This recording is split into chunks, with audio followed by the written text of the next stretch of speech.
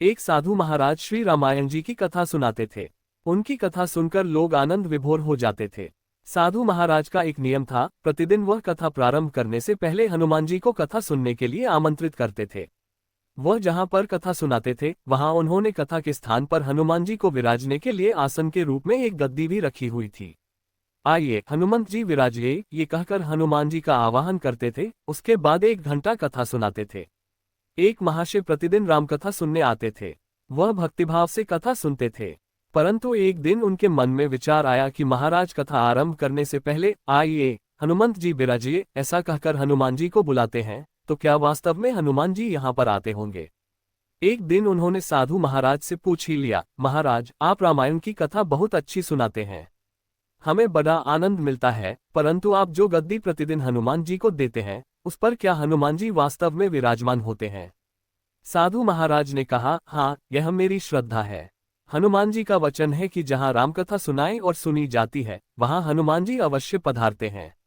उस व्यक्ति ने कहा, महाराज हनुमान जी यहाँ पर आते हैं, इस पर हम कैसे विश्वास करें? आप इसका कोई ठोस प्रमाण दीजिए। आपको ये प्रमाणित करके दिखाना चाहिए कि हनुमान जी आपकी कथा सुनने के लिए प्रतिदिन आते हैं।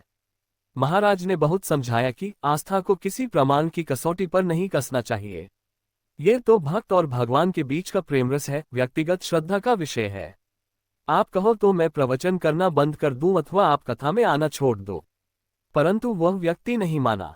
महाराज से कहता ही रहा कि आप कई दिनों से दावा करते आ रहे हैं, ये बात और स्थानों पर भी आप कहते होंगे, इसलिए महाराज आपको तो प्रमाणित करना ही होगा कि हनुमान जी कथा सुनने आते हैं। इस तरह दोनों के बीच विवाद होता रहा। अंत में साधु महाराज ने कहा, हनुमान जी आते हैं अथवा नहीं इसका प्रमाण मैं कल आपको दूंगा। कल कथा प्रारंभ होने से पहले एक प्रयोग करेंगे। हनुमान जी को मैं जिस गद्दी पर विराजित होने को कहता हूँ, आप उस गद्दी को आज अपने घर ले जाना और कल अपने साथ वह गद्दी ले आना। उसके बाद मैं गद्दी यहाँ रखूंगा। कथा का आरंभ करने से पहले हनुमान जी को बुलाऊंगा। कुछ समय बाद आप गद्दी उठाकर देखना। यदि आपने गद्दी उठा ली तो समझना कि हनुमान जी नहीं आए हैं।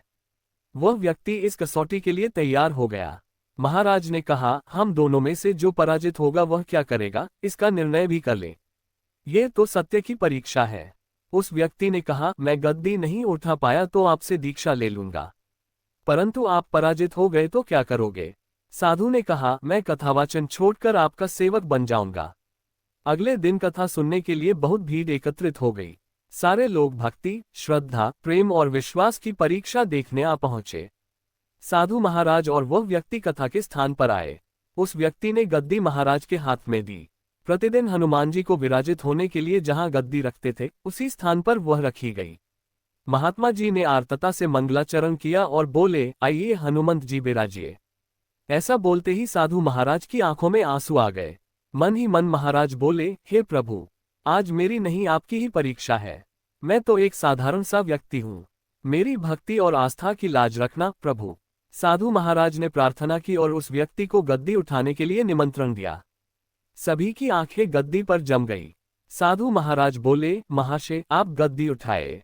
उस व्यक्ति ने गद्दी उठाने के लिए हाथ बढ़ाया, परंतु आश्चर्य की बात यह है कि वह गद्दी को स्पर्श भी नहीं कर पा रहा था। जो भी कारण रहा हो, उसने 3 बार हाथ बढ़ाया, किंतु तीनों बार गद्दी को स्पर्श भी नहीं कर पाया। महाराज देख रहे थे, गद्दी उठाना तो दूर, वह व्यक्ति गद्दी को छू भी नहीं पा रहा था। तीनों बार प्रयास करने पर वह पसीने से तरबतर हो गया। वह व्यक्ति समझ गया कि ये साक्षात हनुमान जी का ही चमत्कार है और वह साधु महाराज के चरणों में गिर पड़ा और बोला, महाराज गद्दी उठाना तो दूर, पता नहीं ऐसा क्या हो रहा है कि मेरा हाथ भी गद्दी तक नहीं पहुंच पा रहा है। मैं अपनी हार स्वीकार करता हूं। जिस प्रकार उस व्यक्ति ने कहा था, उसी अनुसार उसने साधु महाराज से दीक्षा ली और भगवान की सेवा में जुट गया। कहते हैं कि श्रद्धा और भक्ति के साथ की गई आराधना में बहुत शक्ति होती है। प्रभु की मूर्ति पाषाण की ही होती है, परंतु भक्त के भाव से उसमें प्राण प्रतिष्ठा होती है और स्वयं प्रभु उसमें विराजते हैं। ऐसे ही स्टोरियां मैं आपके लिए लेकर आऊंगा। बस आपको स्टोरी पसंद आई तो लाइक शेयर जरूर कर लेना। चैनल सब्सक्राइब नहीं किया तो सब्सक्राइब भी कर लेना। ओके।